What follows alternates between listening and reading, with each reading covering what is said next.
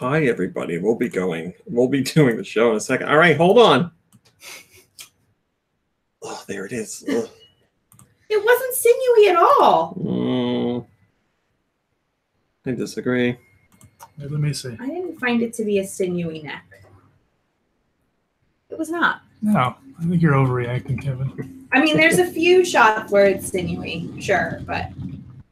But you just showed him a good angle. I mean, none of these pictures have it sinewy. The one I have upstairs of my mom and me at the turkey trot. Sinewy.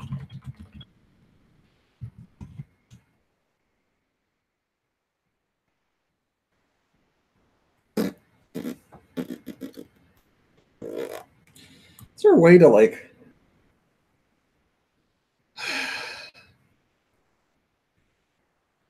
I want to like go directly to a specific tweet. Can you do it? Yeah, no. Either. Oh, no.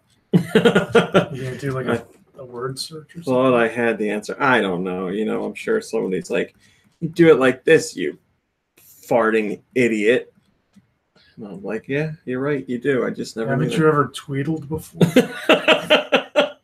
Loser. How do you not know about tweedling? No, I'm just going to scroll through my feed like a moron where there's hundreds of tweets every day. God, this guy.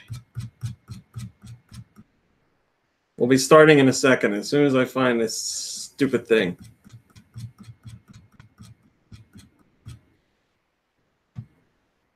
Let's see.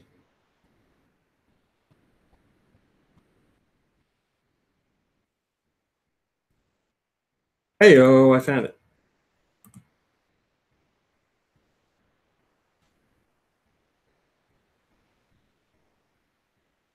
Yes. Yes. All right, let's do this show. This is going. That's going. You guys are here. Everything is great. 3, 2, 1. Go Nintendo Podcast, Webisode 673, the Go-Goat Podcast. Yes, Go-Goat. Oh, I love Go-Goat. They use a Go-Gurt. Go-Goat. Come on, Brady, can you tell us about Go-Goat, please? I would love to, but all these ads have everything jammed up. So I'm getting there. Are you getting an offer for an Amazon gift card? I can't refuse. All right. Should have about like $5,000 coming your way through all this. What would I do with that? I think you and I both know the answer. You could buy all the turnips in the Fortnite! All the skins! Season 5's coming up, baby. Come on, Brain, go, please. Shine here. Go-Goat are quadruped hooved Pokemon similar to goats. A goat? Oh, right. They are covered in fluffy brown fur that's dark across the back and light around its belly and legs. Around their neck, they have a thick green leafy mane that extends down their spine and ends in a short tail. The fur on their face is white with fluffier fur on their shin. Yes, yes. They have a black nose and red eyes with white pupils. The eyes are surrounded by a black marking. The top of their head is dark brown, and has long, curving black horns that extend over their back. The fur on their legs is shorter than the rest of their body, dark brown on the upper leg, and white around the feet. Each foot ends with a cloven brownish-orange hue. Go-Goat has the ability to sense the feelings of whoever grips its horns. This ability is so acute that it can move as if really it and its rider were horn. one being. Wild Go-Goat live in mountainous regions and choose their leader by locking horns. That's how we chose our leader recently. Who's our leader? What? He's a goat, obviously. He likes to lock horns. Wow, that was a smooth move. There, Go-Goat is number 673. No. It's a grass-type Pokemon. No. Ladies and gentlemen are equally as likely to be found. Just not there. He loves you so much. Right. This way, sir. Careful. You're squashing up his butt. Oh, and he cracked his tail. Are you okay? Their tails grow back. It's fine. They're 5 feet tall. They weigh 200 pounds. Their abilities include Sap Sipper. Well, if it isn't the old Sap Sipper. Sap Sipper. Its hidden ability is Grass Pelt. Wow. Now Kirby's getting some love. Oh, never mind. Oh, yeah, went for it. The fake out. Mind who's not getting any love. Well, because you force yourself on him. Hello, Black Husky. And hello, Cumulative and Productive Citizen and Barry and the Owl Wolf and Remo What, who is also known as Zidane. Ah! God, man. And Spectre and Retro Q. It's pronounced Sphincter. Sphincter. And Steel Diver and Roth and Stakona and Turquoise Gold Scraper and whoever else I didn't say hi to because the Swedish Galaxy and Timothy Honeycutt. Nintendo. Hi, everybody. Thanks for coming in. Thanks for joining us. Mom Brain. Yes. You're in trouble. That's how we're starting today's show. You're in trouble. Hi, Rummy. Steister here. Still listening to every single podcast every week after all these years. I'm not always posting or commenting, but I still haven't missed a week or a video. I appreciate all you do for the site and your viewers. Just wanted to pop a quick email to make sure my music submissions are going through. I've sent a few in since last January, but haven't heard them on the podcast. Are there just a ton of backed up? That's what he says. Or are my emails going into the spam folder for some reason? I wonder. Don't mean to bother. Just wanted to make sure they were going through. Thanks again for all your work, and thanks for being a fixture in my life all of these years. Thank you. Well, Mom Brain? Let's see. Let's see what you got to say for yourself. Oh, is that why she's in trouble? Yes. Okay. I said, I will tell that dirty old Mom Brain this news, and we'll see what she's got to say for herself. And I believe Still Diver also said the same thing in his chat. He said in the chat, not his chat. All right, it's his chat now. Hello, Agent Iron Cat. I have April, May, and June from Steister. I have nothing from January. Is it in the spam folder? I believe Steel Diver said that he will cancel GoNintendo. Just in general, GoNintendo, if his music isn't played. So, guys, look. I'm doing the best I can. I think you're spending too much time on that Fortnite. There's no such thing, really. Hello, Northern Sequence. Thanks for joining us. Kirby. Yeah. I have news for you. Oh, yeah. I got it in my email right before the podcast started. Let me dial it up here. I got nothing from Steister in my spam. Coming July 15th to Netflix. 6 new episodes of the Joel McHale Show starring Joel McHale. So it is coming back soon. Man, I miss that show. That was great. Every Sunday, watching another little episode that goes by way too quickly. Just like stupid stuff, okay? Sure. Mom Brain, don't look at me like that. Ralph says, I missed a couple past surprise Friday casts, but glad it's back to normal Saturdays. Yes, here we are on a normal Saturday for you. Last Saturday was my birthday, so I really appreciate that you didn't have a podcast that day so that we could spend the whole day Hi, Blunters. Celebrating my birthday. Well, why don't you talk about what happened? Talk about why we couldn't do the podcast last Saturday. Well, so Friday night, Lisa, known on the podcast as Wheelie, came up for a visit. We played Fortnite all night. And then we got up early in the morning. Not early, but early for as late as we went to bed. And we went to Grateful Bites for breakfast, which is a restaurant that serves to train and employ people who are differently abled. And we had a most delicious breakfast, lots of pastries and whatnot, and then picked up some cake for me to have later in the day. Delicious coffee, excellent service. I highly recommend Grateful Bites. And then came back here, hung out for a while. I had to do a little cat sitting side job that I'm working on.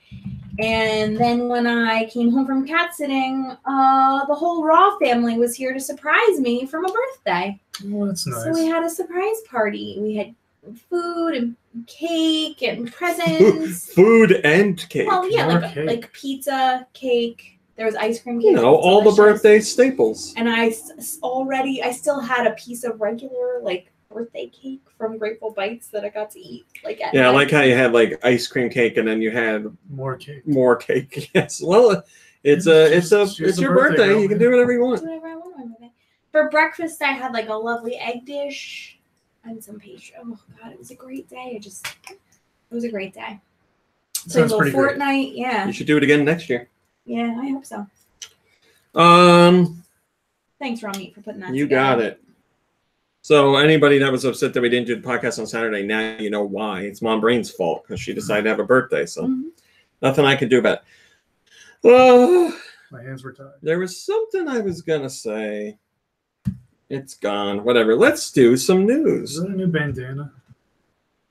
I don't think I've seen you wear it before. It is one that I don't wear often just because I don't wear bandanas often anymore. But today I was like, you know what? I want to wear a bandana. I'm going purple today. I'm going purple today. Let's talk about some news. So, as you guys might know, we are in the post-E3 world where news usually dries up a bit. So, there's not too much to talk about in the way of regular gaming news, but we will cover what did happen. Timothy Honeycutt says, RNC, please ask the cereal in a beard bowl question. How much money would it take? The world needs to know. Well, he says the world needs to know. How much money would it take for someone to eat cereal out of a bowl made of my beard? Is that what you're asking, Timothy? Because I know, well, how much would it take for you, Lumbre? How much money? To eat your beard out of a cereal bowl? Sometimes it's like you're not listening at all. Well, wait, what? To eat cereal out of a beard bowl, my beard. Oh, no. How do you make a bowl out of No. that, though? I could make a bowl out of that. I could felt it. I could definitely. Answer the question. $500,000. Really? I think so. Look, it's hair. $500,000 to eat cereal out of a beard bowl. You know how she is with hair. Hey, you asked the question. I gave you an answer. What do Okay. you want? I just feel like if somebody was like, "Hey, I'll give you $300,000," you would do it. Probably. Oh, see, this is Yeah, why. well, but I mean, look, what I'm gonna ask, you always shoot for the moon. I'm asking for $500,000, and if they're like, I can give you 300,000, I'd be like, can you make it 350? How about 200,000? No, Really? I really don't think so. Let's I mean, hold guess, on. 'cause we Yeah, need some money. exactly. Ask me when it's not summer and I'm making money. I was gonna say, think about it like seriously. Someone Yeah. coming up to you I and would. saying I would. $200,000 to eat a bowl of cereal out of someone's beard. Yeah, I mean, I Come would. on, of course you'd do it. But look, this is what I Now would let's be get asking. serious. $100. No, $50. no. $1,000. Yeah. See, all right. Now we're getting to the real answers here. Retro Cool says, "I'm easy. I'll do it for a couple grand." There you go. Well, now you got your answer, Timothy Honeycutt. Well, So if you made a bowl out of someone's beard and then poured milk into it, wouldn't the milk just drain out? there would be someone who was constantly. There'd be a siphoning system. So it's a tube that connects up to the top of the beard bowl again, so it just flows out the bottom. This all sounds very unsanitary. No one said it was sanitary, but it will be delicious. All right, let's do some news, guys. Let's do news. Pokemon Let's Go Pikachu and Pokemon Let's Go Eevee are coming out on the Switch this year. And who is this? Pokemon Company's president talks about those games. He talks about Pokemon Go Plus and the future of Pokemon. But we're going to talk about the Pokemon Go Plus here stuff here in particular because I thought it was funny. This is an interview with Famitsu. Again, this is Pokemon Company's president, Mr. Ishihara. He's asked about Pokemon Go Plus. And there's also connectivity between the Pokemon Go Plus, Pokemon Let's Go Pikachu and Let's Go Eevee, and Pokemon Go. I'm sorry, the Pokeball Plus. Did I say that? I don't know what I'm saying. I say Pokemon a million times, and then I don't know what I'm talking about. We're talking about the Pokeball Plus. So that connects to Pokemon Let's Go Eevee and Let's Go Pikachu, as well as Pokemon Go. And Mr. Ishihara says, to start off with, these devices aren't made to communicate with each other. When we asked around, of course, we were told that's not possible. But we had no option but to ask people, please find a way. So he asked the team to make these things connect. And people were like, no, we can't do that. That doesn't work. And it's like, yeah, well, make it work. And they did. He's asked, what can users expect from the Pokeball Plus? And he says, to put it simply, It's the ultimate Pokeball. I told the Nintendo team that I wanted to improve upon Pokemon Go Plus, and they responded with, if we're going to go that far, we want to make the ultimate Pokeball. There have been many different items based on the Pokeball, but we wanted to make a brand new device that would make people say, this is what a real-life Pokeball is. So now you know. A real-life Pokeball. I love that you guys just say hello to each other the whole time in the chat. Oh. So there's, excuse me, there's a whole bunch more on Pokemon. So if you want to read that, you can. Again, it's a big part of a huge Famitsu feature. So first comment comes from Autumnal Blake, and they say, Pokemon is very much a late autumn winter game for me, but I live in Australia. I'm not sure if I should just play Let's Go Pikachu when it comes out or wait. I feel that the atmosphere of the games is really complemented by those seasons. I really hope the Pokeball Plus is compatible with more than just Let's Go Pikachu and Eevee. That's an expensive controller for a single playthrough game. I would agree with that. It is certainly an expensive controller for just use with one game. It is $50. So hello, Son Goku 420. Hopefully you get use of it out of it for another game. I mean, it has a joystick and it has a button. So it has two buttons, I guess, technically. So I'm sure there are other games you can play with it. And if there aren't officially supported games, I bet that that hackers and modders will make it work with a whole bunch of different games. So you always have that option. Somebody will be playing Smash Brothers with it, I'm sure. Reggie Fils-Aimé, Mom Brain, what does he do at Nintendo? He's in charge of Nintendo America. He's in charge of bringing back the Bigfoot. Can't he be in charge of both? I don't know if the Bigfoot's ever coming back. Not without Reggie there. They only made it to feed Reggie. That was it. And he's like, we should sell this. Reggie ate a Bigfoot pizza every single day when he worked at Pizza Hut. That would have killed That would have killed a normal person. But not Reggie. That's right. He's not a normal person. Yeah, I mean, I think I've told the story on the podcast, but I've seen how much Reggie can eat, and it is a ton. When I was at a Nintendo event a million years ago, where I was at Nintendo's headquarters, there were a whole bunch of 10 years ago. Maybe it's whenever Twilight Princess came out. Oh, okay. So I think that's a million. Sure, give or take.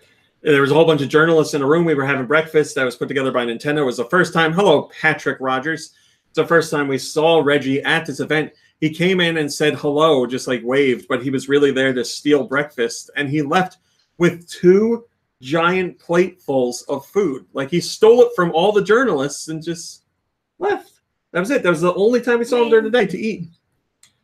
Patrick says, got a music question. I know music should be Nintendo related, but if a game came out on the Wii Virtual Console, does that count? Yes, it does, Patrick. That totally counts. You're more than welcome to send that in. If it's released on a Nintendo platform in some way, shape, or form, then yes, you can send music from it. Reggie talked about some stuff at E3 that we didn't see at E3. For example, Metroid Prime 4. He says that Metroid Prime 4 is progressing or proceeding well, but that's all that he said. So if you wanted more details, he's got nothing else to share with you. He says it's in development, still in development, so that's good and proceeding well. He says Yoshi Switch is still in development. We said that's a 2019 title. Well, yeah, you said it at E3 this year, but you didn't say it last time.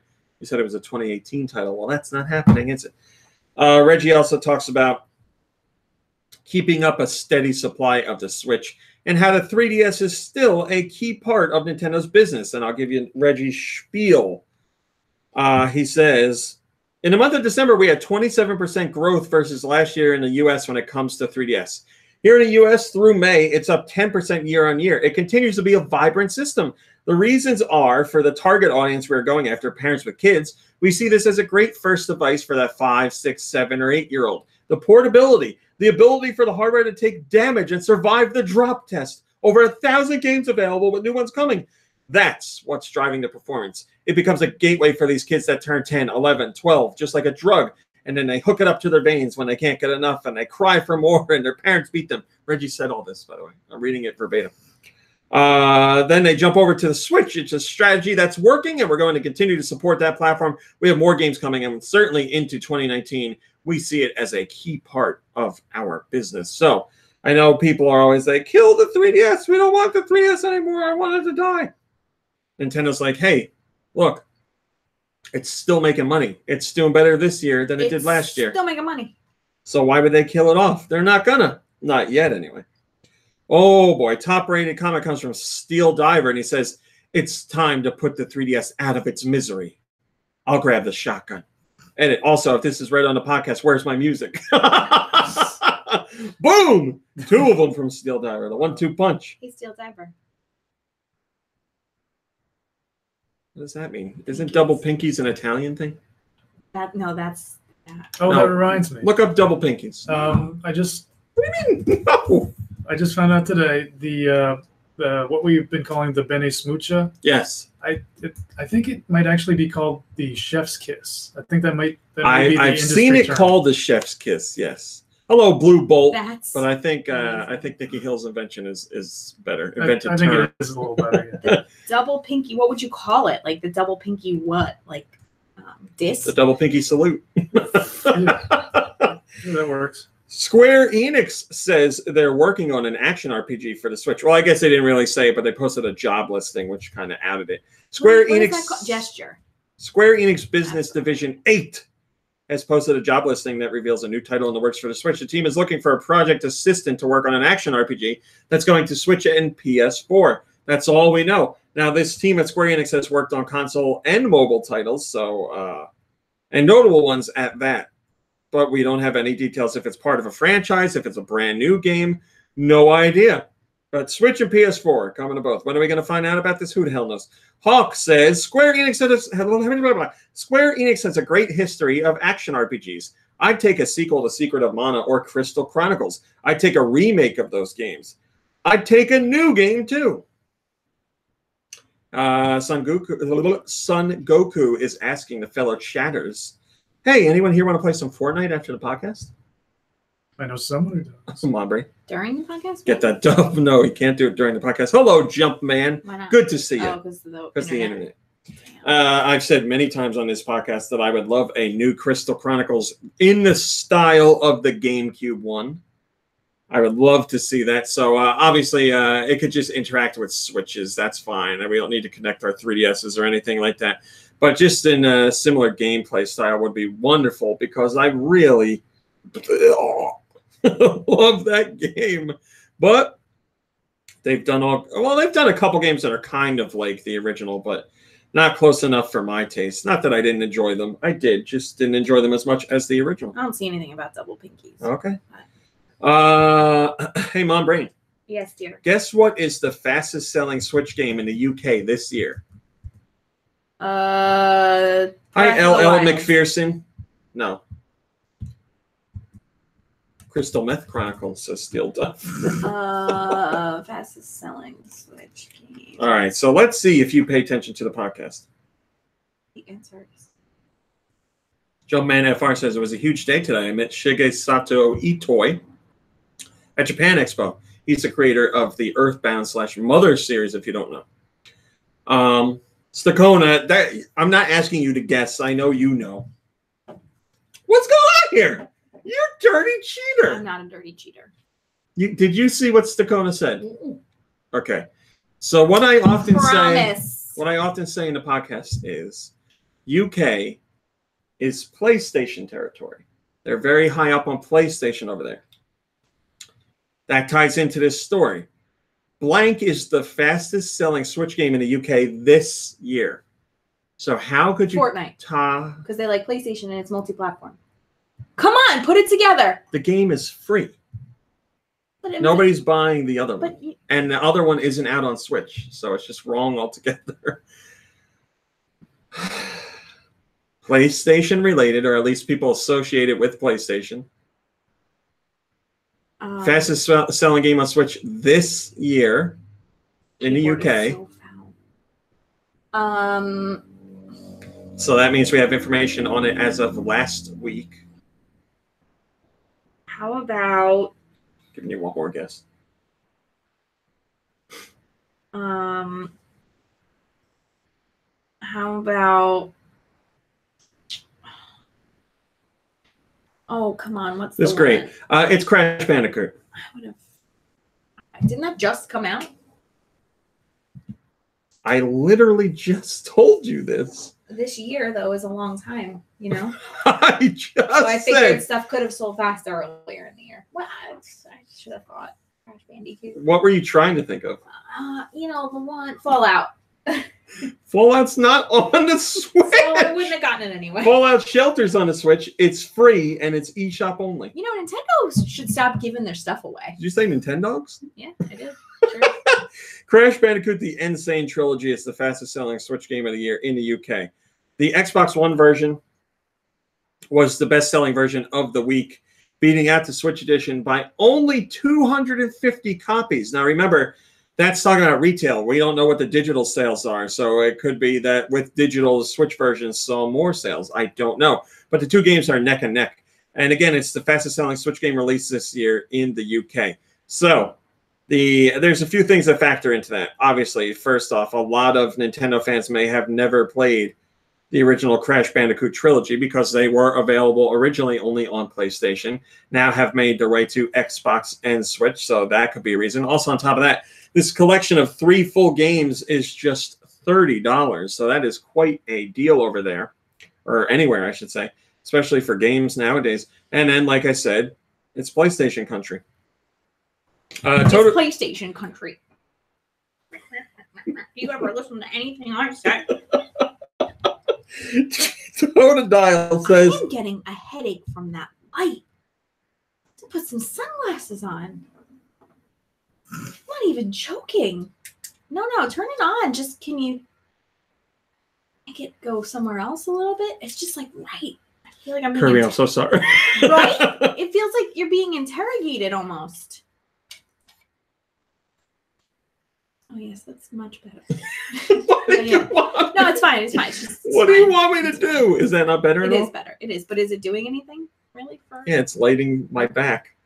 Totodile says, I'm still not sure whether I want this. I remember liking it as a kid, but games have come so far. It might be frustrating to play, but I guess there's only one way to find out. There is only one way to find out. Watch somebody play it on YouTube. Oh, I was reading about Hollow Knight. There's been some conversation about Hollow Knight on Reddit. And I've seen a lot of people who are like, this is how they sound. This game's impossible to play. How do people do this? I need a guide. I don't understand what to do, blah, blah, blah. And I'm like, I really don't find it hard as in like figuring out what to do and where to go or any of that. And there's just, some exploration tied to it. And sure, some of the bosses are a little bit challenging, I guess, but outside of that, it's not anything like people are they're like, it's the Dark Souls of Metroidvania. And I'm like, I don't get it. Is it only because I grew up with those games? I'm used to that kind of stuff because today's gamers aren't really used to, challenging Metroidvania titles. There's still Metroidvania games, certainly, but not, just traditional, like, challenging platforming, I guess. Like with Cuphead. Cuphead was challenging, yes, but I didn't find it like crazy challenging or anything like that. Like I thought, maybe I'm wrong, maybe I need to go back and play, but I found Beautiful Joe to be more challenging than Cuphead was. But pension and go, baby. Very good. I don't know. I don't get it.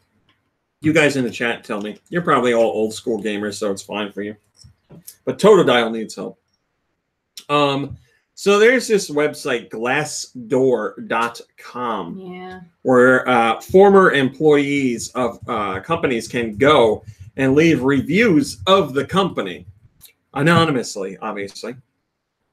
Now, can we vouch for the people that leave these comments? Not necessarily, because pretty much you can just make a fake account and go on there and post something. So might not have, or it might not be trustworthy, but then again, there are plenty of legit former employees that go on to comment about the businesses that they worked for.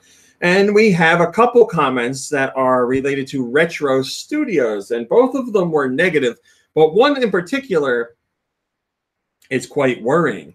The former employee said that he believes half the employees at the company are expecting Nintendo to shut the studio down any day now. Now, if you follow along with Retro Studios, you know it's been quite some time since we've seen them do anything new or heard anything about what they're working on. The most recent thing they were involved with was the Switch port of Donkey Kong Country Tropical Freeze, but that's just the port. The last thing we saw them actually work on was Tropical Freeze. So since then, we have no idea what game or games they've been tackling. And a lot of people were thinking we would have found that stuff out by now, but we haven't. So could there be trouble at the studio? There certainly could be. I hope there's not. It wouldn't be the first time that Retro Studios has been in trouble because there was a lot of mismanagement and other issues at Retro before Metroid Prime came out. And Nintendo was trying to set things straight and get the right people in there. And they swooped in and eventually righted the ship. And things were great for a while. But it seems like there might be some trouble again if this post is to be believed. Ridley Soria says, I suppose that would explain an awful lot. It'd be a shame if it was true. I agree, because Retro, while people are always going in and out of the company, Retro is certainly a talented group of developers who put out a whole bunch of wonderful games, and they've more than basically Retro is the successor to Rare. Nintendo hasn't had Rare for a long time now, but Retro really stepped up and did some amazing things with Nintendo franchises. So they're like Rare 2.0. So if Retro disappears, where are you going to turn to? There's Next Level Games, and I like a lot of Next Level Games content, but I wouldn't say they're up to the caliber of what Retro or Rare was doing. I still think they're excellent titles. I really like Luigi's Mansion Dark Moon. I love the Strikers series. I loved what they did with Pilot. Oh, did they do Pilotings? No. Monster Games did Pilotings. But anyway. I gotta go floss. I got this thing stuck. How does that happen? Like, you're not even eating anything? You're just sitting here and like... I thought it would come out, but it won't. 30 minutes into the show, you're like, I gotta floss. Is it more hair? You got hair in your teeth? It's probably, Stop yeah. it. Hello, Omar. Hello, Aaron. So yeah, it's a little worrying to see this stuff, but nothing official by any means. Retro did just send out a tweet on Twitter for 4th of July showing off some barbecue being cooked, which is something they've shown off barbecue in the past. I don't know why they do it. They hardly say anything on Twitter, but I don't know. They do that. So I guess whoever's in charge of their social media is having a great old time over there because he's got to do like 4 tweets a year. Moving on. Yes, Omar, I agree. I hope this Retro story is not true. Nintendo has announced 3 new bundles for the 3D or the new 2DS XL in Japan, which is known as the 2DS LL. There's the new 2DS XL Animal Crossing New Leaf Amiibo Plus pack, which is these are all due out. Oh no, I lied. That's due out July 19th. The new 2DS XL Mario Kart 7 pack is due out July 19th. And then there's the Minecraft new 2DS XL Creeper Edition, which is due out August 2nd. I don't know about you, but holy bajolies, that, what did I say on last week's podcast that R-Type was making fun of me for? I don't know. I wasn't here. It was like an old-fashioned phrase that nobody says. Not sweet, sassy, molassy. Now you're on the trolley? No. Oh, boy, howdy. That's what it was. Oh, okay. Boy, howdy. Boy, howdy. That Minecraft new 2DS XL is a sweet-looking design. That's really cool. Look at that thing. Oh, Look at that thing. It's like... not. It's not just like designed. Like, it's not a design on the cover. It's like... Whoops. It's like textured. It's raised and like there's different levels between, like Minecraft, you know, like blocks. It's really cool looking. I really like that one. I believe these are heading to Europe. I don't know. I think that's happening. I forget if I posted that or not. But no word on North America at this time, unfortunately. But these babies are nice looking. So if for some reason you don't have, well, do these even come with a game? Let me see.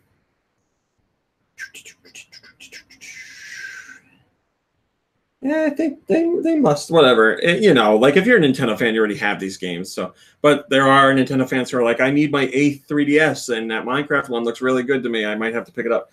Autumnal Blake says the Animal Crossing one is awesome, but I don't need another 3DS, especially after the release of the Switch. Yeah, it's a very good point. It's not like there's a huge amount of output for 3DS games now, so justifying the purchase of another 3DS might be too much for some people. Hello, Big D.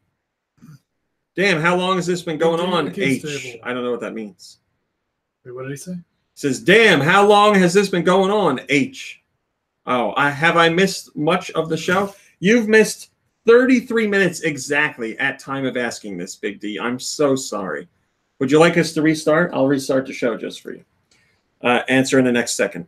Oh, I'm sorry. We can't do it. Nintendo says there are more titles for Switch releasing this fall that they have not revealed yet. Former Nintendo president Tatsumi Kimishima has said that there are more titles coming to the Switch that they didn't talk about at E3. He says Nintendo is preparing to disclose more information to customers at an appropriate time, and the lineup includes products that will be launched during the year-end shopping season. It's not yet time to reveal the full lineup, says Mr. Kimishima. More games will be released before the end of the fiscal year, and Kimishima said the slate of games is a powerful lineup. Nintendo aims to maintain and expand the momentum of Switch towards the year-end shopping season. How'd it go? So freaking satisfying. That's great. I'm happy for you. Do you ever notice, though, when you're... No, you probably don't. When your front teeth, the gap between them is freshly flossed. It's just happened as I've gotten older and my teeth have separated a little more. Sorry, Mom and Dad, for the money you spent on my braces.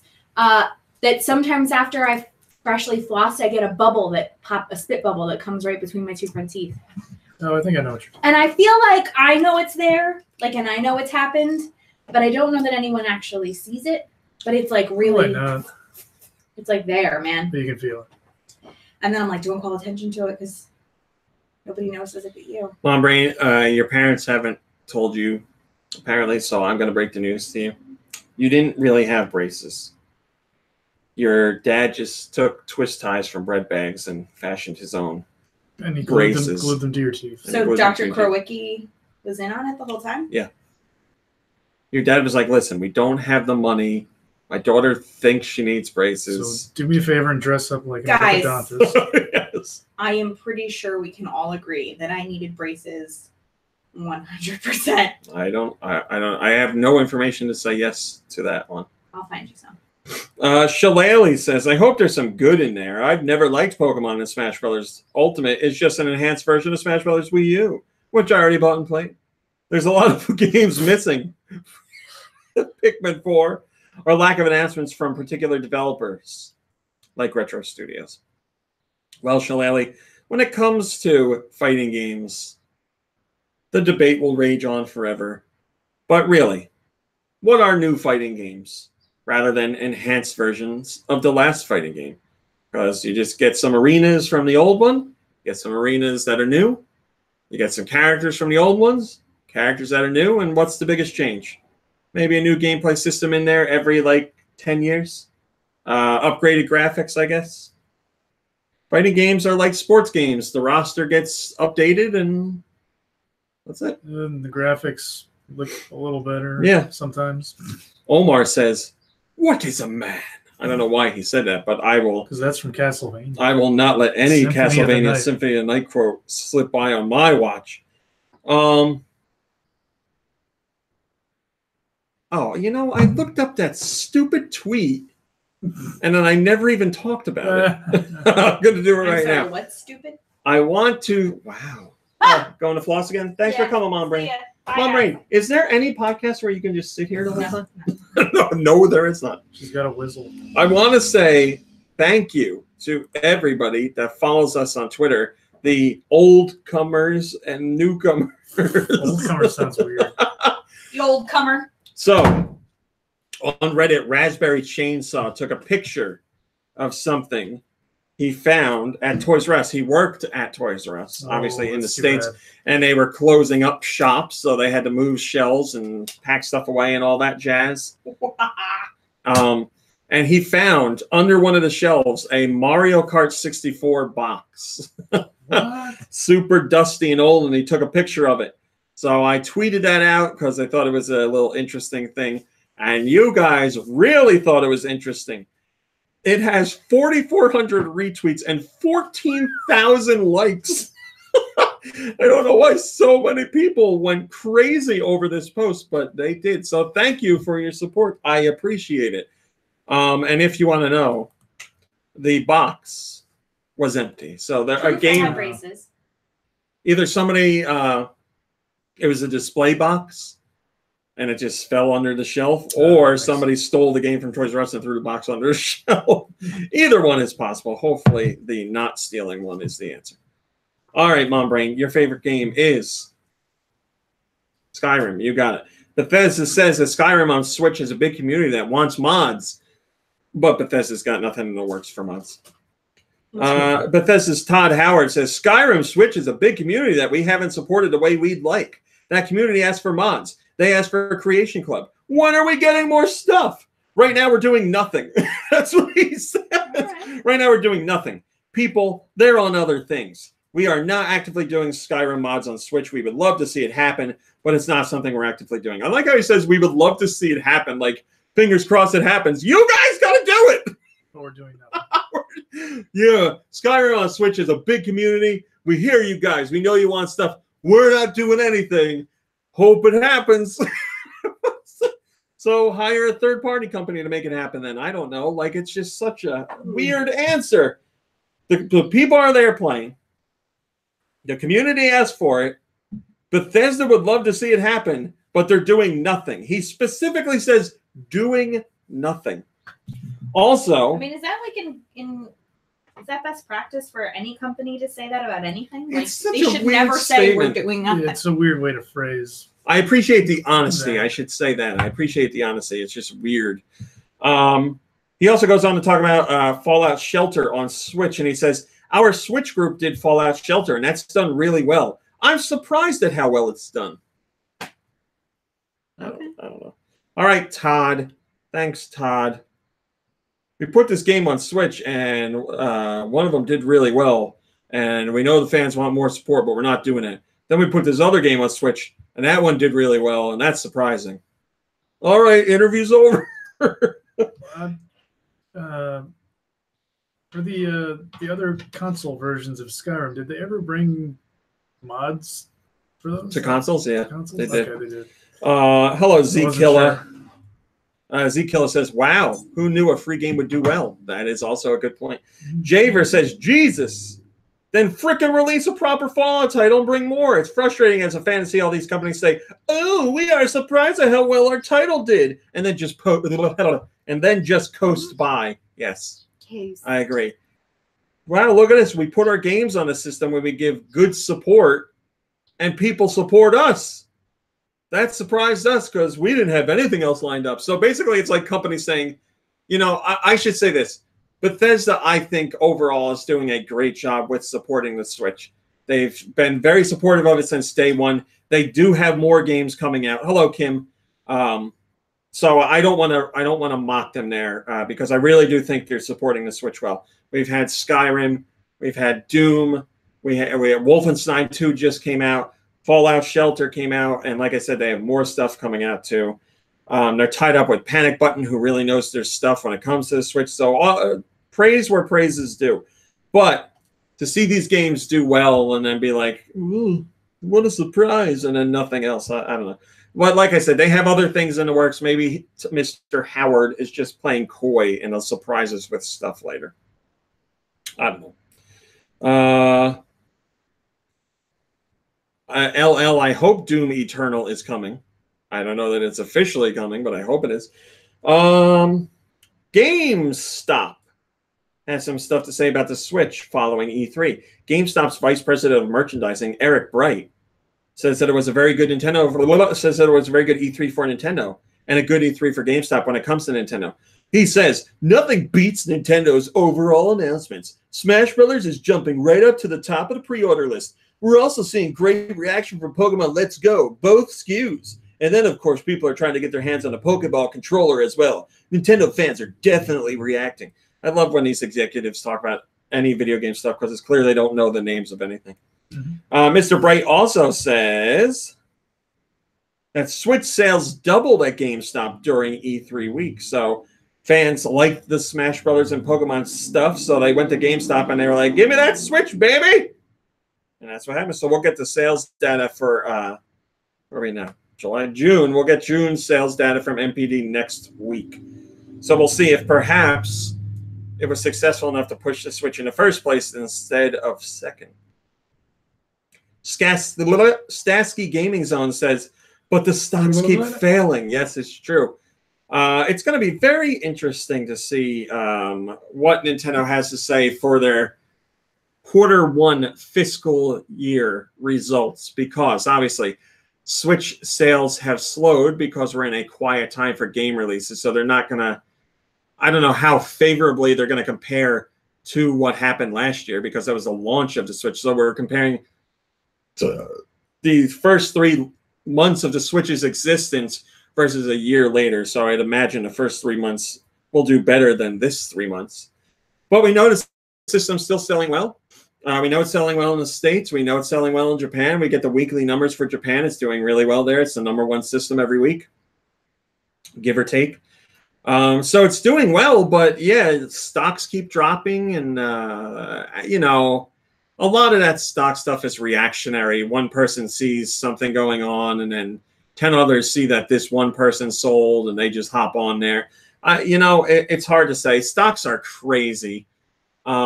Because it's so reactionary. There's so many people involved that don't really know what's going on with the company, and they just jump on what they see as rising and get off of what they see as falling. So I don't know, but I was thinking about this. I spend an inordinate amount of time worrying about things that I like and how well they're doing when it comes to entertainment. Or humans. Well, yeah, but I feel like humans is fine. Like, it's not, I'm so weird. I care about how my friends and family are. Like, nobody says that. But I'm like, I got to check Nintendo stock and see where it is today. I got to check Raw and SmackDown ratings to see what's up with them, see how they're doing. I want to see how Fooly Cooley's doing. You know, all different TV shows and albums and movies and whatever. Like, I worry about that stuff a lot. Okay. I don't want to say worry, but I do think about it a lot. And like, hi, Alex the Joy-Con boy. It's a great name. It like ruins, it taints my enjoyment of something, because I'm not just like, wow, I really enjoy this. This is great. I'm like, I really enjoy this. I hope it's doing well. I hope other people are paying attention to it. I got to see how well it's selling, and like all that stuff. Hello, Drew. Is this all because they canceled Hannibal? Yes. No, I've always been like this. Oh, okay. I really have, because I've been like, man, I really like this thing, and I'm so passionate about it. Why do so many people not care about it? I don't know. It makes, and then I start thinking about people in general, and I'm like, eh. Omar, I can tell you my thoughts about Westworld Season 2 right now. I watched the first episode. I'm very behind. I want to watch it. Maybe I'll start tonight.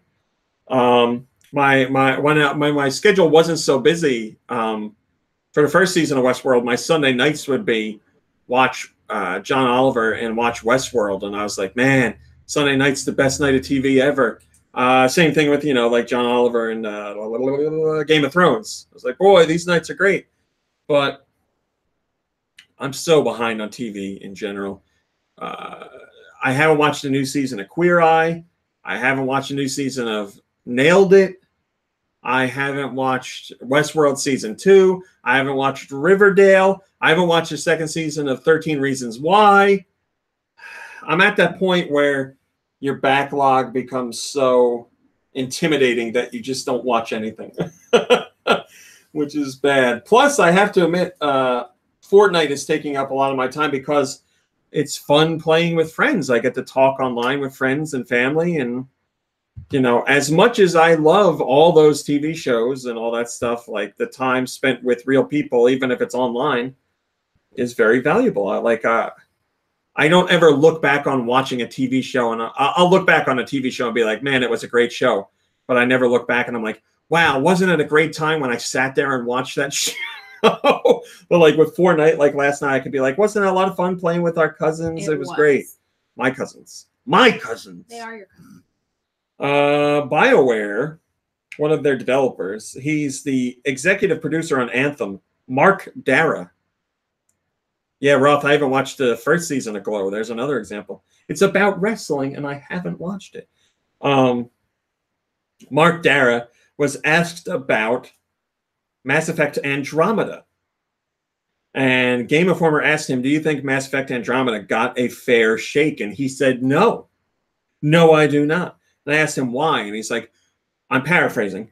He said, it came out in a really busy part of the season. He's like, I don't know that there's ever been so much competition from RPGs all at once. There were like 5 big RPGs at the same time. So he says, and a Game Informer says something along the lines of, can you shorten that down for me, or can you sweeten it up for me? And he says,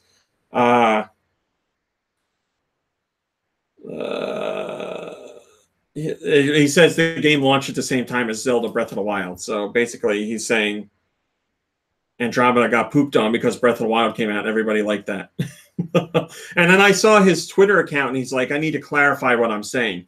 He's like, you know, when you have all these great games that come out and then a game comes out that's not so great, it makes that game look worse. Yeah. And he's like, I'm not saying, you know, if Andromeda came out in a quiet time in the industry, it would have gotten, like, instead of like a 75 Metacritic score, it would have got a 90.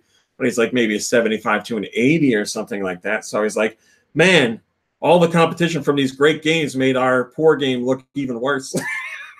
Yeah, he's got a point. So it's interesting. I mean, I understand the part where he's saying that the great games that were out along that or during that time made Mass Effect Andromeda's problems stand out more. I get that, but to say the game didn't get a fair shake is not true, or at least I don't think it's true. I think people played it, and playing those other great games made them see the flaws more in Andromeda. PK Flash says, "Sure, bro, sure. Could have been all. It couldn't have been all that negative press from the bugs and weird animations." Yeah. See, hello, J2 Blue. Hello, Lightning Bro.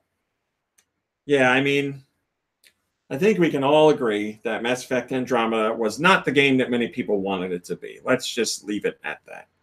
And now the Mass Effect series is dead. North America, this week's downloads. North America got Shining Residence Refrain. We also got Pocket Rumble. A year after it was supposed to be out, Pocket Rumble finally came to Switch. 20XX will be available on July 10th. Kirby, have you heard about 20XX?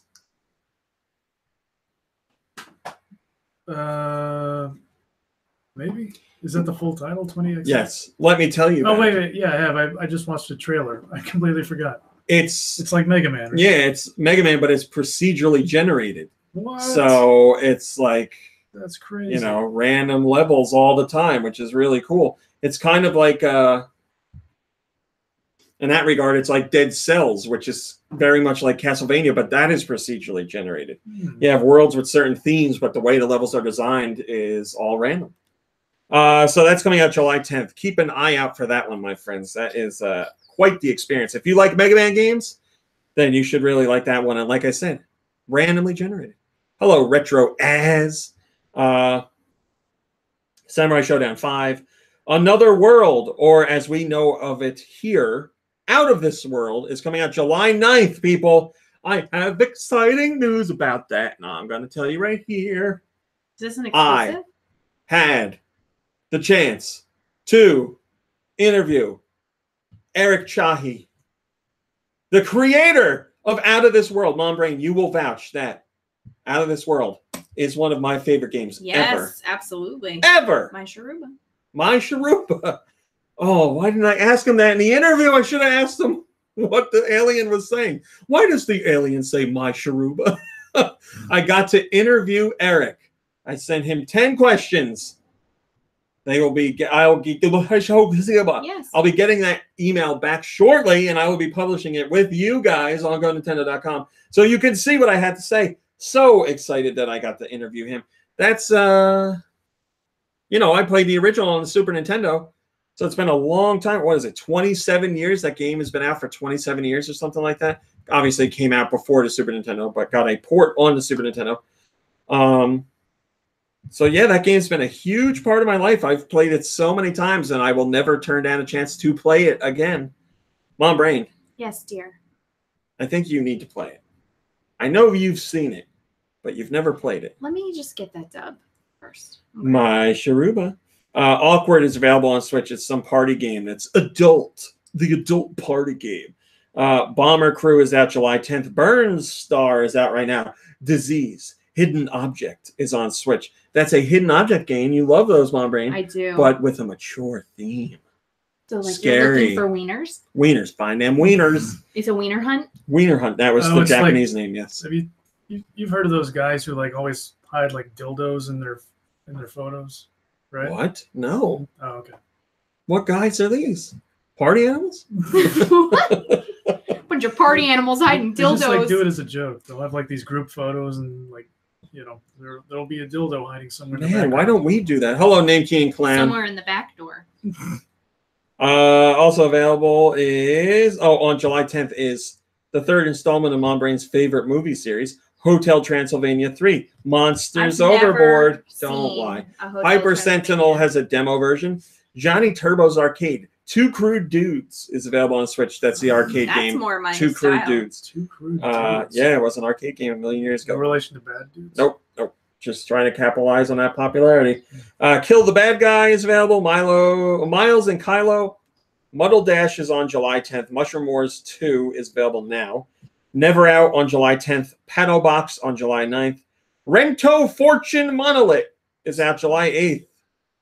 It's basically Monopoly, but not Monopoly. Squid's Odyssey. Super Rock Blaster. Survive! Mr. Cube!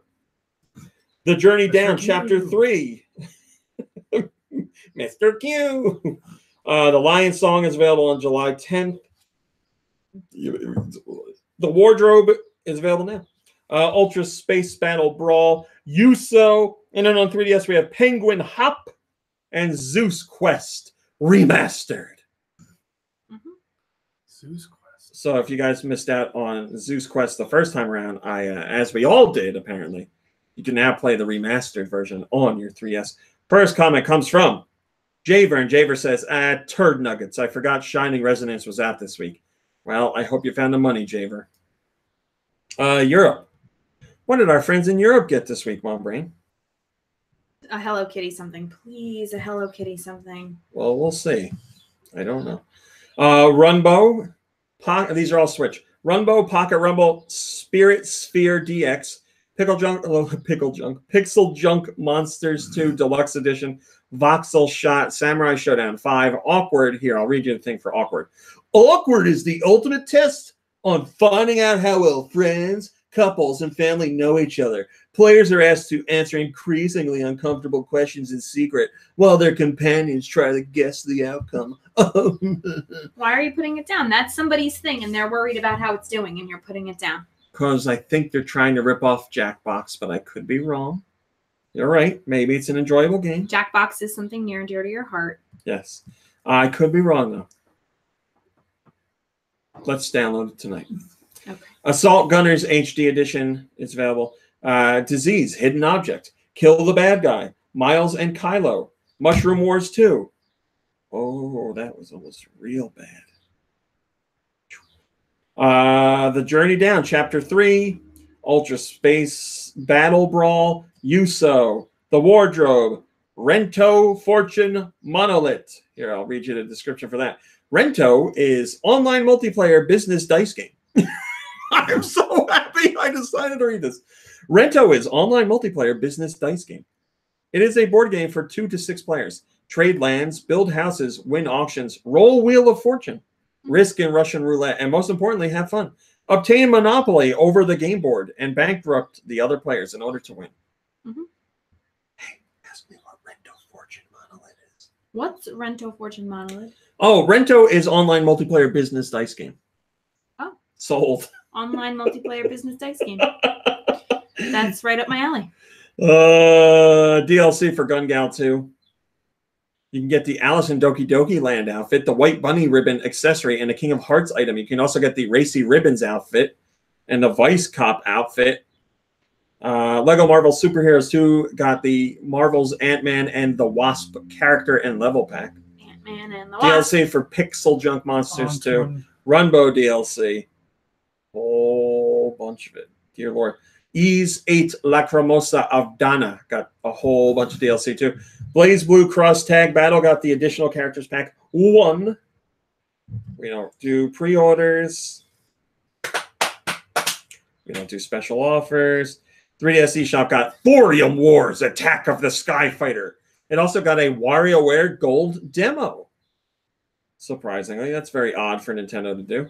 And the Wii U eShop got nothing new, but has some special offers on Ombre. And I'm sorry, but there are just no themes this week at all. That is sad. Boo. Natha Truck says, why is Shining Resonance Refrain missing? I don't know. Can't help you. Can't help you, bro.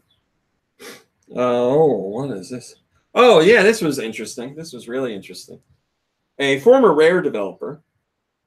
This is Paul Machasek. He used to work at Rare for 1 billion years. And he said that there was a completely finished Battletoads game for Game Boy, not the one that came out. A new one called Super Battletoads. It existed. It was finished. He worked on it. Fully complete. But it got canceled because... what does it say?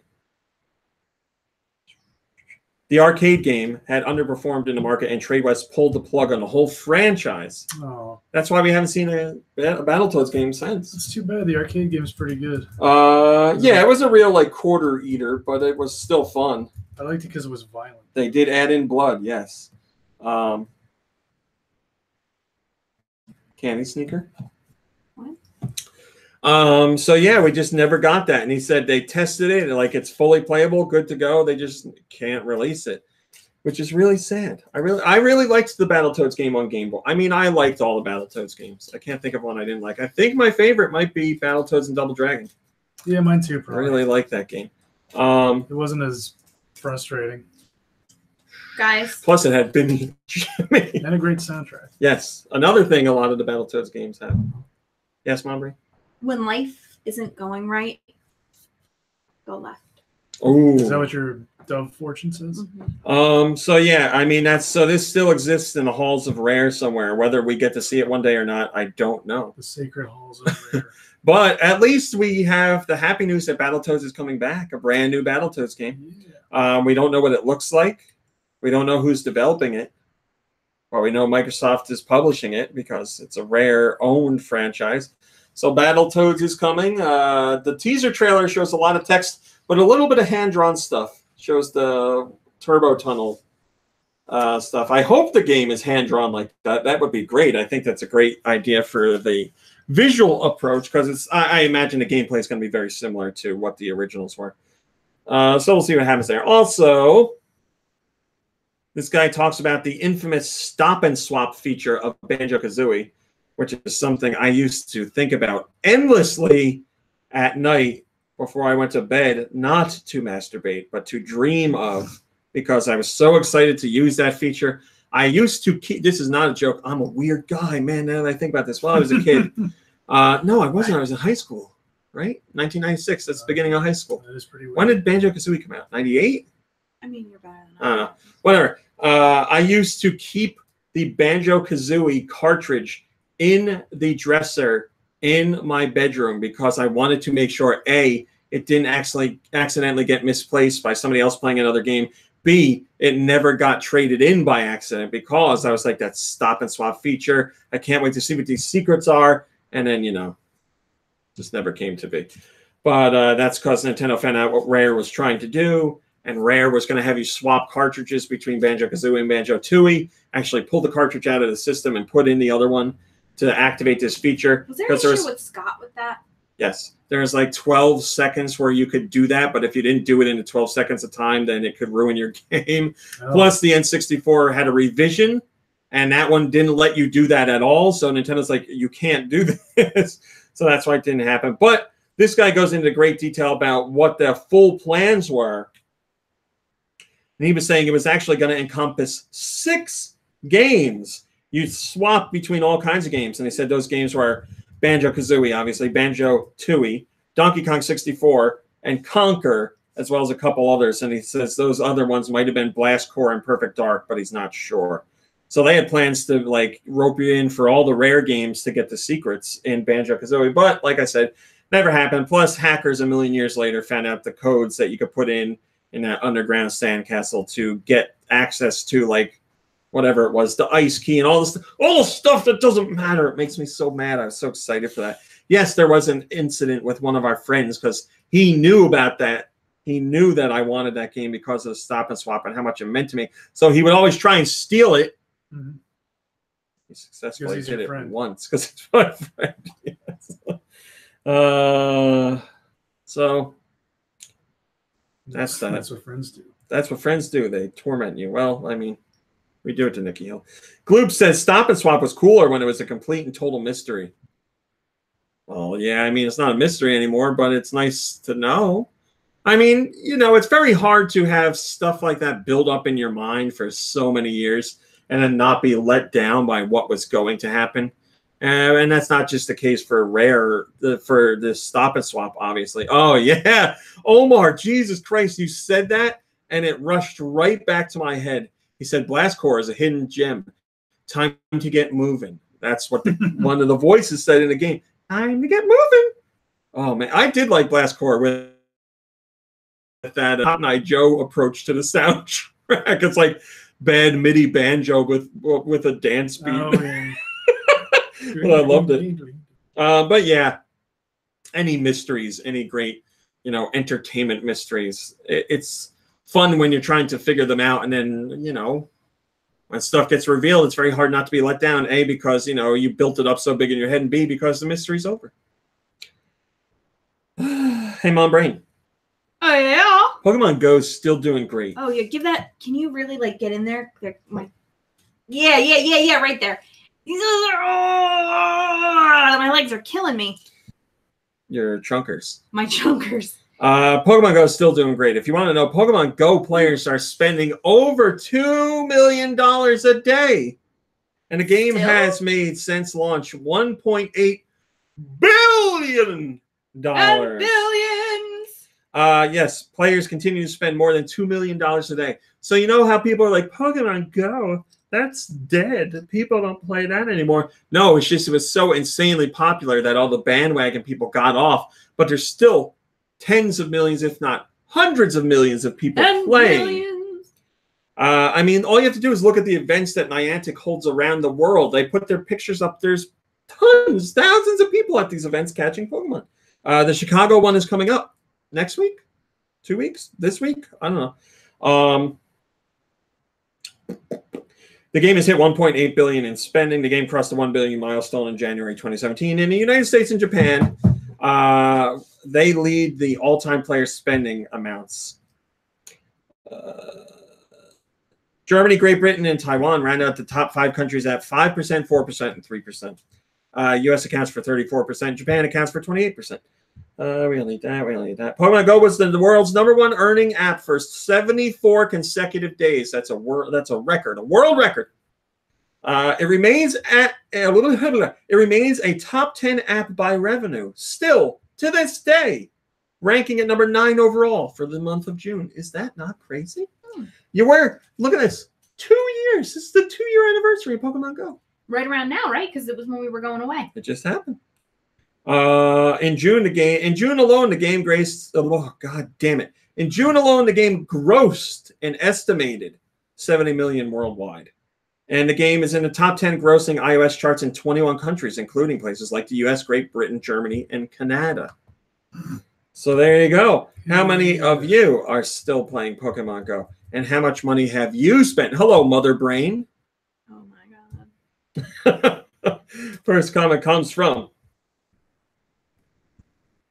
Spelda. And Spelda says, damn.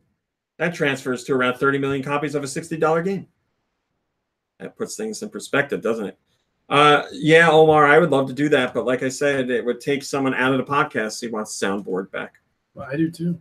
I would do it. All right, fine. Next week we'll have soundboard back. Yes. That's a promise. You heard it here. WarioWare Gold has 2 things worth pointing out. Number one, Mom Brain, I showed it to you. Now you tell me what it was. Wario is fully voiced. Wario, for the first time, is fully voiced. Oh So it's not just Charles Martinet going like, good luck to you. Yeah, going like, I'm a Wario, I'm a gonna win, or anything like that. It's like full lines of dialogue, fully voiced. The intro cutscene is nothing but Wario talking. It's pretty surreal. After all these years, I don't know why Nintendo's like, you know what? Fully voiced Wario. That's what we need. I'm happy they did. It's great to see Charles Martinet. Charles Martinet must be so excited to read full sentences instead of like, I'm a tired, or, you know, what? Woohoo! Stuff like that. You know, I can't imagine what happened when they handed him the script. He's like, what's all this? You gave me somebody else's lines by accident. But no, it is Wario, fully voiced. It is Wario, my dude. So you can enjoy that in the full game, obviously, when it comes out. But if you don't like it, here's the even crazier part. Nintendo says, think your voice is better than mine? Well, this is Wario speaking. I'm sorry. Wario says, think your voice is better than mine? If you select your voice is better than mine. If you select Studio in the toy room, you can dub over the lines in my movies with your own voice.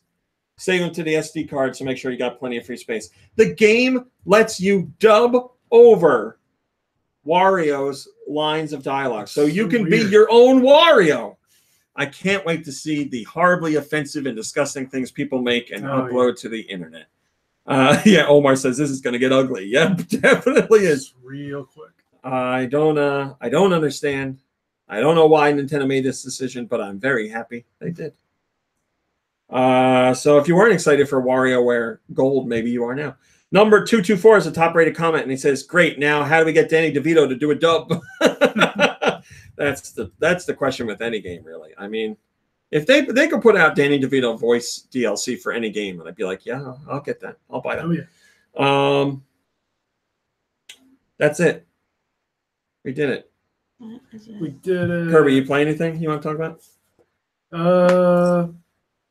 Sure. Sure, why not? Last time I was on the show, when that was like a couple of weeks ago, I think we were talking about. I think we brought up the sun going down. We brought up Hardcore Uprising, the Contra sequel that was on Xbox Live Arcade. So yeah, a couple of days later, I fired up my my 360 for like the first time in forever. I played that for a little bit, and then I realized that I still had the disc for Resident Evil 5 in the machine. Thanks, Patrick. So I started playing that for the first time in forever, and it's just only Mercenaries mode. Oh, 5. Oh, okay. Yeah. Okay. The best experience of 5. Yes, definitely. And I played it so much, and I've been playing it on and off over the past few weeks, and I was finally able to unlock all the characters.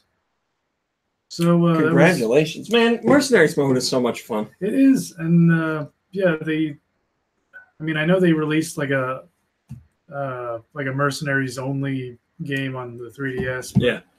It would be nice to have it on a current gen console. Yeah, it's crazy. Like, you think they would have done that as like a standalone DLC game. Like, Mercenaries. Because like for me, it never gets old. No, it's really fun, and you throw in some people for co-op, it's even better. And I've never even done co-op.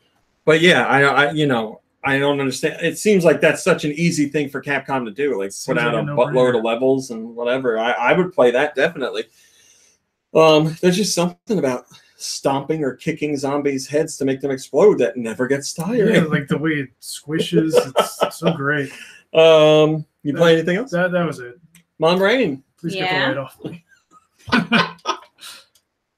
Yeah. Mom Rain. Yes. What? What have you been playing? I have been playing Fortnite.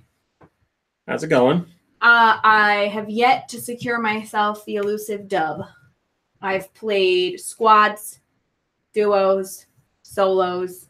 I've come in second place more times than I can count. But I have yet to get a first. Sorry, Mom Rain. Today's the day. I don't know. What? Sometimes I think maybe I'm just not meant for it, Mom Brain. Yeah. Stop that nonsense. Today, look at me. Today's the day. Okay. All right? All right. Not the end today. Today. It's a lot of fun. Omar says, Mom Brain, how do you like your own Switch? It's really great. So, she literally has Fortnite on it, and that's it. That's it. It's much more. You didn't fix your Miyamoto. It's much more relaxing to play on my Switch and not worry about Raw Meat talking about how I'm clicking the joysticks too hard, or you got to turn it off this way. And did you turn on? I have my own little TV, my own little crappy speaker. You hardly play on my Switch, and I never said that. You worry about all of your things like that. So I do, yeah. Yeah, and you... Like, I worry about my knives in the kitchen sometimes. I worry about them, too, being plunged into my back. That's why I keep them sharp. It'll be painless, really, because they're nice and sharp. So I really do enjoy my time on Fortnite. I enjoy playing with friends. I enjoy playing with family. It's a really great game. It's just a nice little bite-sized time. And, you know, before you know it, it's 3 a.m. and you're not asleep yet. Before you know it, it's 3 a.m. and... Big Apple. Oh, Big Apple. Oh, my God, you said it! Yeah, you beat me to it. Wow! Why, because I say it all the time? Mm-hmm. That's love. What game is that from? I have no idea. Yeah, man, that's really love. Turtles in Time. All right. Big Apple. Do you remember when you spent like a few days one summer in turtle mode? You duct taped your fingers together like a Ninja Turtle. And... Yeah, I feel like it's coming back. Never. I feel like we're getting to that point again. How are you going to type like that? Voice to text. Okay, good luck. Oh, so Mom Brain, how come you ended up getting your own Switch? Because I can't play with Raw Meat at the same time on another platform. So yeah, you could. Well, I guess I could have. Switch is a lot phone easier. And PC. Well, phone is a no-go for me. PC, I feel like, is that with like the ASWD WAS? Are you asking me if you use a keyboard? Like, yes, you use a keyboard. No. That is no. I mean, you could use a controller too. Yeah, I just felt like the Switch was the best option for me, and I had a couple of extra bucks laying around. So but this was like specifically to play Fortnite? Yeah. Mm-hmm. Okay. Yeah. All right. I was just curious. You're never going to play anything else on it? That's not true. I will. I want to finish Night in the Woods, but I guess I got to finish that on your Switch. Boom, boom, boom, boom. Yeah, you're going to have to. But from here on out, I mean, there's other free games you can get. Yeah. If you don't feel like spending money. That's it? Yeah. Rummy. What did you play? Oh, thanks, guys. So I played Fortnite, obviously.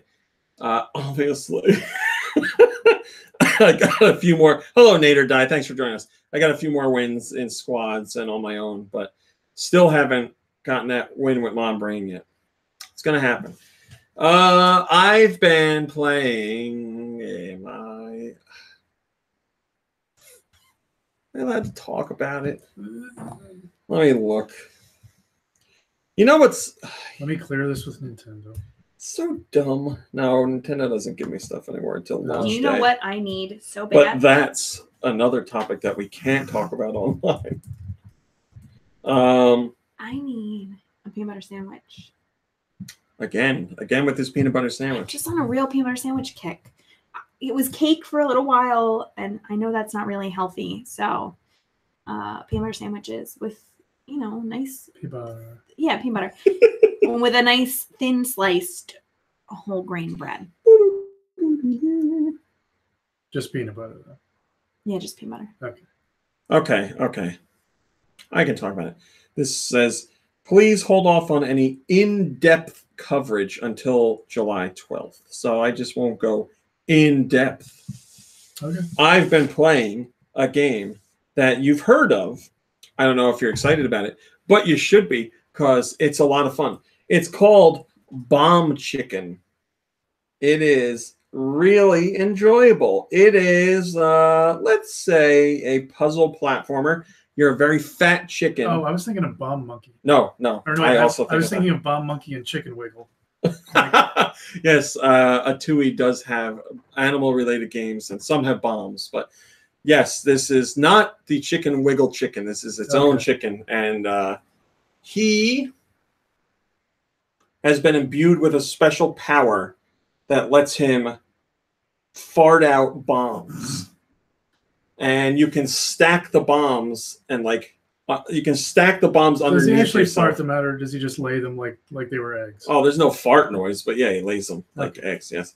And you use these bombs, obviously, to blow up enemies and to blow up walls and stuff like that. But it's all related to, like, puzzle platforming. So the chicken can't jump. So you have to, like, perch yourself on top of bombs and, like, fall over to where you want to go before the bombs blow up, because the bombs can hurt you. It reminds me of... It reminds me a lot of Oddworld. Oh, and I really like Oddworld. And not just in the gameplay, which is similar, although Abe didn't fart out bombs, but the puzzle platforming, stuff like that, is definitely, that's what Oddworld's bread and butter is. Yeah, Steel Diver says blood fart red. Now that's a podcast classic. Yeah, wow. What? God, he said that now. I completely lost my train of thought. Yeah, not just in the gameplay mechanics, but also in the atmosphere, the color schemes, and especially the music, the atmospheric music. It reminds me a lot of Oddworld. But yeah, it's a lot of fun. I'm gonna do a video review for it. I'm just not allowed to do that yet. Obviously, you're gonna have to wait till the 12th. But I'm really enjoying it. So I know Nintendo showed it in a couple of their directs, or at least one of their directs. So. Hopefully you are aware of the game. It's this company's first, I don't know if it's their first game or their first console game, but it's their first something. And it's really good. And they reached out to me and they were like, we're big fans of GoNintendo. How about you play our game? And I was like, I would love to. So I'm playing it, and it's awesome. And I'm excited to show you the video review, but I can't talk about it in depth, but you probably can tell how I feel about it right now. Mom Brain, you would love it. It's a fat chicken that farts out bombs. It's a fat, juicy hane. It is. So played that. Feel like I'm gonna forget stuff. You know what I have to play, but I haven't played it yet. I just got the code and I'm ridiculously excited for it. Semblance, which is that development team from South Africa that went through hell to get their game out, but they're doing it. It's coming out very soon. I have a code for that. Semblance looks like a really unique idea for a platformer. I showed you the trailer because I was so blown away by the music. And the little noises that got made. Just everything about it. So it's a platformer where you basically reshape and reform the environment as well as yourself. So, like, if you can't make a jump because the platform is too high up, you can go underneath the platform and jump up to, like, push the ground up. And then you can go on top and jump off of that. Go watch the trailer for it if you haven't seen it. Holy crap, the music in it is so good. And I meant to tell you, Timothy, on Twitter or on Facebook, because something about the way the music is designed gives me a very Hannibal feel. Yeah. I meant to tell you about that. So now I just told you. So go watch that trailer. That's what it's called, right? Semblance? Let me check. Semblance. Switch. That's... I typed it so poorly that Google had no idea what I was trying to say. Yes, Semblance. That's what it's called. Watch that trailer.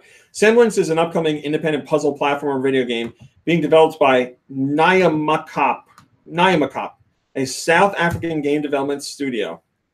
Check it out. I can't tell you if the game's any good because I don't know yet. I haven't played it.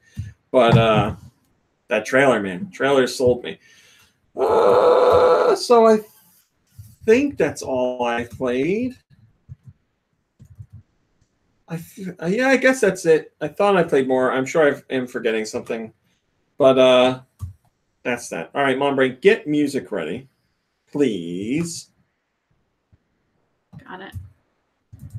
But we haven't done questions in a while because of Friday shows and running over and everything. But boy, howdy, we got to do a question. Send your questions to GoNintendoQuestions@gmail.com. I typed in GoNintendo question. GoNintendoQuestions@gmail.com. You can ask video game questions. You can ask Nintendo-specific questions. You can ask questions about whatever you want. Leave me alone, Google. Just let me sign in. That Google, man.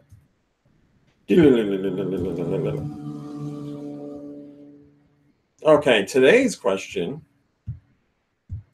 comes from Armored Frog, and he says, why are GoNintendo questions so yummy? Well, I never thought of them as yummy, but now I will. They're yummy because they're cooked up by you guys. Wow. That's sweet. Number 2 is Wailord, W-A-I-L-O-R-D, Wailord. Wailord. A whale-shaped blimp or a blimp-shaped whale? My friend Kyle Brown wants to know. You can at Kyle Brown at KBAnyName on Twitter. That is the letter K, the letter B. Oh, I'm sorry. Let me say this again. It's KBY AnyName on Twitter. So at the letter K, the letter B, the letter Y, AnyName. So you can answer his. You can answer this question for yourself with him on Twitter if you'd like to. Is Wailord like? Is Wailord a whale-shaped blimp or a blimp-shaped whale? It's a Pokemon. But I mean, oh, well, okay. A thing. I was asking if it's something that actually exists, or if we just like. Yeah, it's came up with the Pokemon in name real Wailord. life. Well, I don't know Pokemon. No, I mean Pokemon are real. Wait, what? In here. Here's Wailord. They're real in your heart. Oh. Blimp-shaped whale or whale-shaped blimp? Whale-shaped blimp. I say blimp-shaped whale.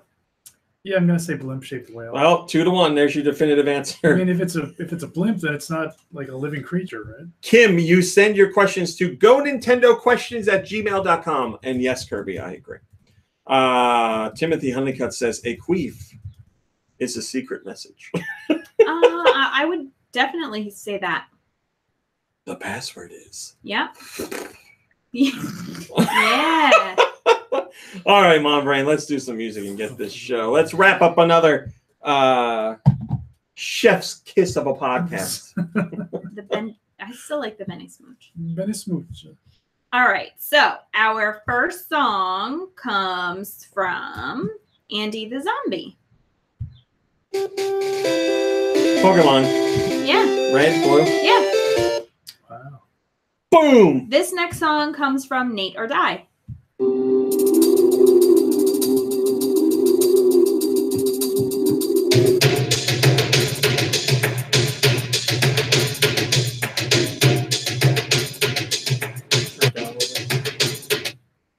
No, just turn it down a little bit.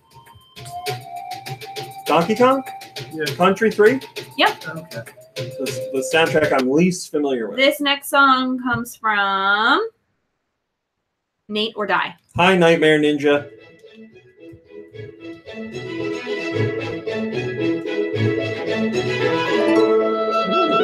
This comes from my brain when I live in a cat mansion.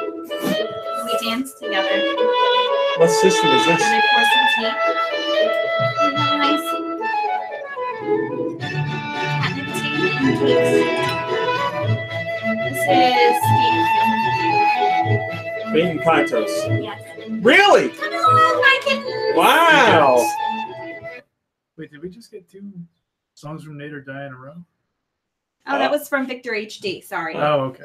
Thanks for the catch on that one. So Oops. Nate or Die sent Donkey Kong Country 3, Mhm. and Victor HD sent Baton Kaitos. What's your vector, Victor? Oh. This one comes from Mr. Crafty. Well, that noise always makes me think of Metroid, too. Yep. Or Metroid Prime. Yeah. It's the sounds from the inside of the Metroid.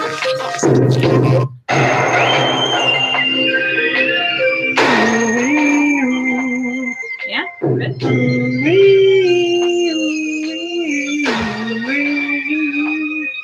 Okay.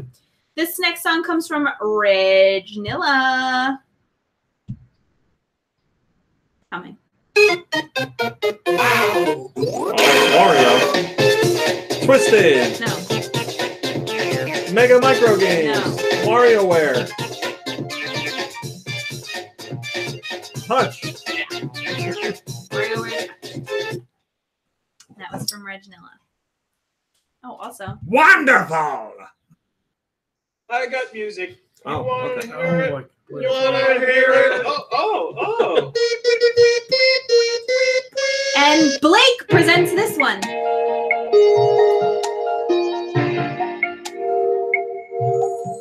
I don't know what you would call this type of music, but I love it.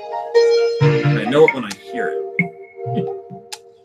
Ethereal. Yeah, maybe. What system is this? System portable? I don't know. It has to be 3DS if it's portable. I don't think Cube.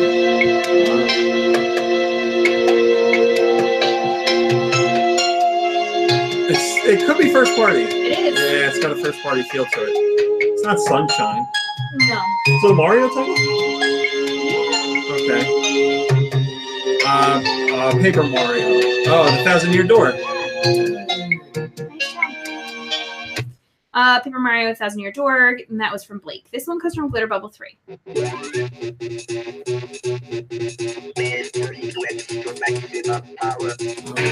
Maximum power. I know this. What system? 64. 64 with that quality music. From the Super Nintendo to the 64. It's so bad. Biggity Buck Bumble. No. Win back.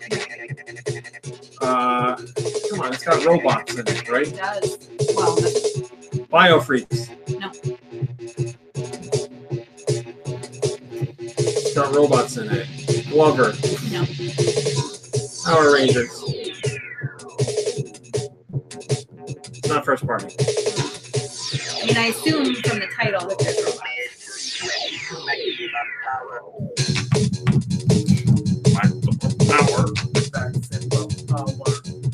Franchise?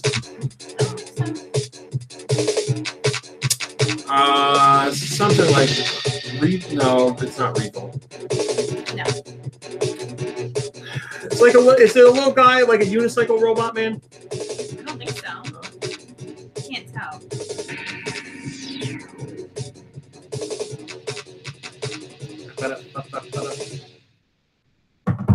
Title is robot related. Sure is.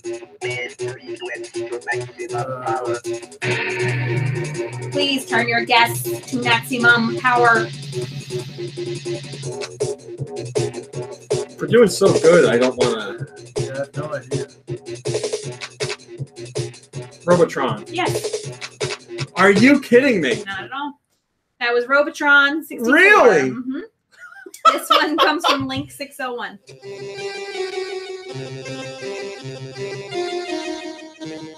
This Game Boy? Game Boy Color. Ah, damn it.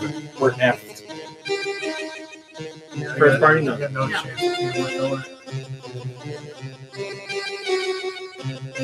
License? Yes. Oh. Oh, yeah. James Bond Jr. No. One day. I don't even know if that's on Game Boy Color. So how about Is there even a game? yeah, there was a game, I'm pretty sure, on the Genesis. How about some wrestling game? No.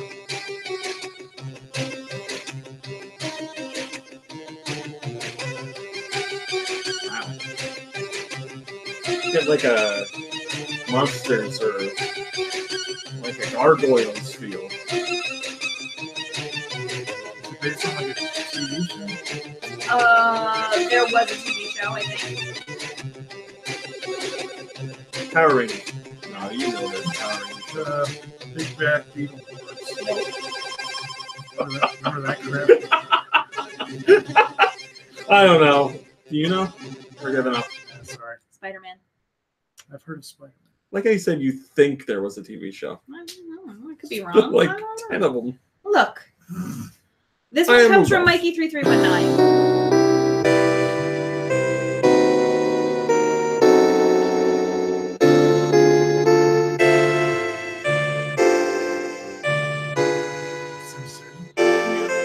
Is it Super Nintendo? It might be too good for Super Nintendo. It is Super Nintendo. Man, that's Super Nintendo.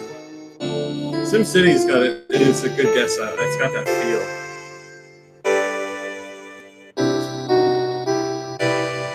Sorry, did I say first party?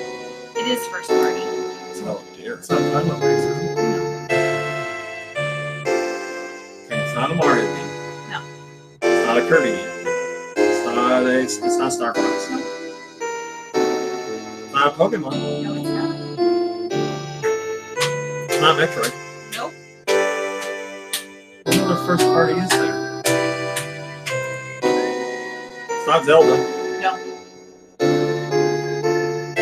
First party. Okay, is it like Stunt Race FX? No. It's not Mario Paint. I said it's not Mario anything. Nope. What else is there first party? Earthbound? No. Yes. Yeah, I'm running out of.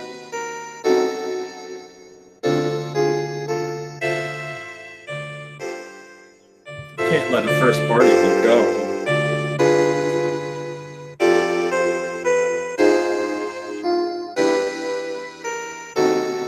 It's not a sports game, is it? Is it Punch Out? I knew it wasn't Punch Out, but I can't think of anything else first party. Are we forgetting like a major first party game from Nintendo? Like a franchise? Not major. Yeah, I mean, yeah, major enough. There's more than one Still around game now? for this. Yeah.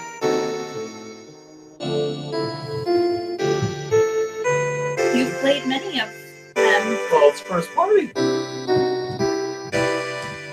No. F-Zero? Oh! That's like, that was my one guess. It's not Fire Emblem. It's not Advance Wars. Is it like a Japan only? I don't know. It's not Smash Brothers. It's gonna be really embarrassing.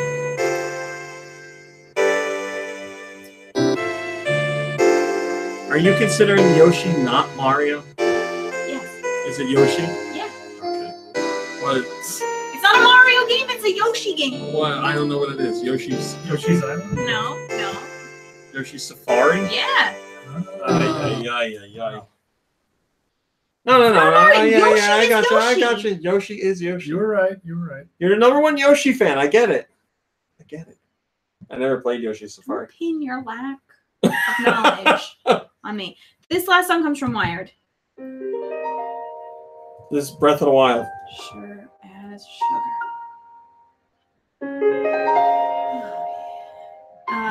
So that's 9 out of 10. Spider-Man got you. Spider-Man. Friendly neighborhood loser.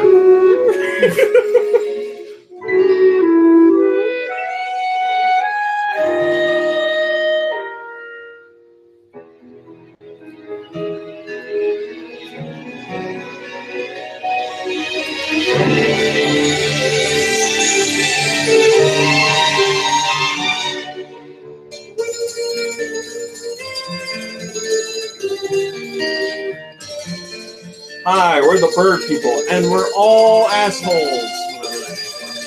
We're Bali, I know that. Ruda. I don't know. Bird person. Some of them are nice. Yeah, there are a couple of those. It just seems like most of the guys are jerks. All right, that's enough of that.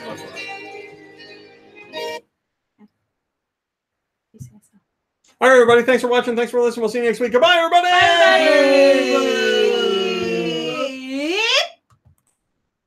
Well, I got that. Now let's do after show. Here we are. I don't know what's up, but the show takes forever to export now. Lightning Bro says they're Ruto. Yeah, that's what I thought. Oh, Aaron says, I start watching as it ends. I am crying. Well, you got the after show. Aaron, crying. Because you just got here for the after show, why don't you tell us the topic you'd like us to discuss? Maybe that'll make you feel better. Thanks, ZX Billy.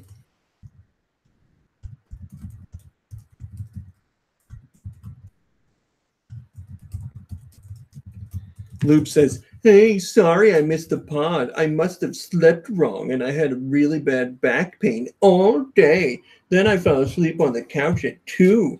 He didn't say that last part. Yeah, Patrick, Parents Play just needs to be edited. I have it, but that's all I got for you. Timothy Honeycutt says Dew needs to come back on the show again in the near future. Well, the nearest future where he will be on the show would be Christmas. So, sorry. Aaron, it doesn't have to be game related. It can be whatever you want. Oh, thanks for waking up, laptop. And lube. Lube top. Oh, God damn it.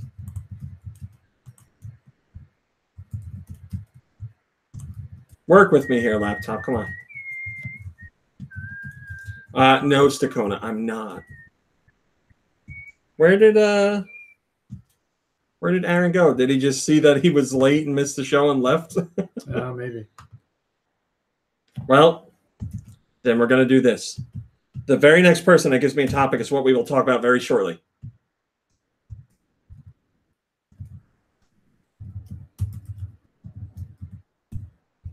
Oh, it's going to happen.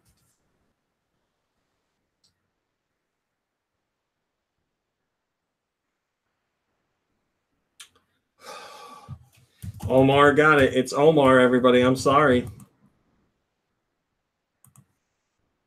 Omar wants us to talk about the next Zelda game. He was just beaten out by Steel Diver, who wanted us to talk about poop. Zelda, the next Zelda game. Well, I bet it's like Breath of the Wild because that was kind of very popular for them. Yeah, they'll probably just Breath of the Wild 2. Yeah, or 2.0. And Breath of the Wild is still in like top 10 software sales, like not for Switch in general, or not for Switch specifically, but in general in some places.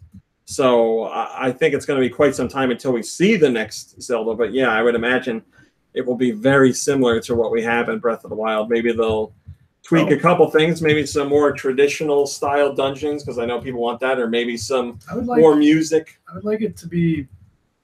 I would love it if they crossed Breath of the Wild with like Wind Waker.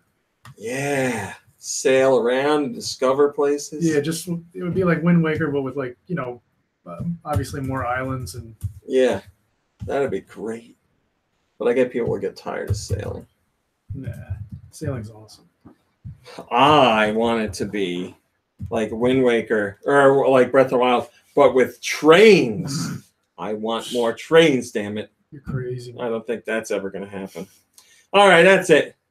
That's it. The Owl Wolf's got the name Breath of the Wilder. Or I guess technically he says Wild Deer. The Wild Deer. Wild Deer. Thanks for watching. Thanks for listening. Have a great weekend. Go play some Fortnite. Get that dub. Figure out where you're dropping with the boys or girls. Drop with whoever you want. That's right. Play some games, have some fun, hang out with friends and family. Take it easy. Rest, relax. You deserve it. We'll see you next week. Goodbye, everybody. Goodbye, everybody. Goodbye. Goodbye, Daddy. Goodbye, Daddy.